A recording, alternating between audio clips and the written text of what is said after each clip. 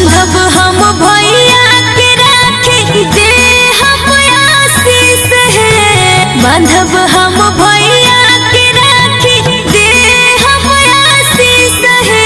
अरे जियत रहे गुंजन भैया लाखों बरिस है। अरे जियत रहे अमन भैया लाखों बरिस है। अरे जियत रहे गुंजन भैया लाखों बरिस है। अरे मम्मी, भैया कब आ गए? हम तो कब से वेट कर रहे थे। अच्छा आइए भैया, राखी बांध देते हैं। ठीक है। एक बात सुन लीजिए भैया। क्या? बांधा तनी रेशम के डोरावा राखी के लाज रखिया हो भैया। राखी के लाज रखिया हो भैया। जनम जनम ले दुलारी बहिन के मात भूलिया हो भैया। बहिन के मात भूलिया हो भैया। करतानी तोहरा से वादा बांधा रेशम के डोरवाए बहिनी। बांधा रेशम के डोरवाए बहिनी। जब तक जियब न गिरे देह बखिया से तोहर लोरवाए बहिनी। अखिया से तोहर लोरवाए बहिनी।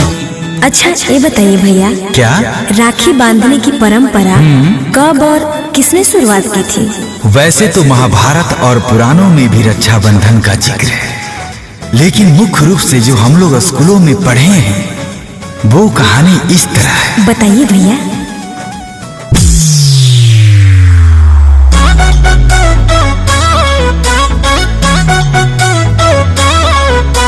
मेवाड़ की महारानी पे जब संकट की घड़ी आई थी। मेवाड़ की महारानी पे जब संकट की घड़ी आई थी। भाई समझ के हुमायूं को राखी कर्णावती भेजवाई थी। भाई समझ के हुमायूं को राखी कर्णावती भेजवाई थी।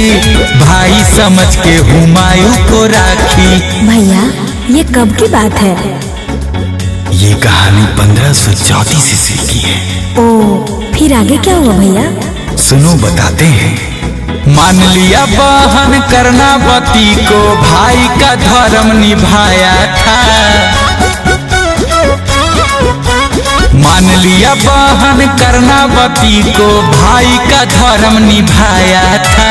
सेना लेके मेवाड़ की रक्षा करने हुमायूं आया था। सेना लेके मेवाड़ की रक्षा करने हुमायूं आया था।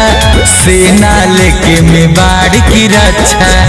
अच्छा भैया ये बताइए, हुमायूं तो मुस्लिम थे और महारानी कर्णावती हिंदू थी, तो फिर राखी कैसे बांधी?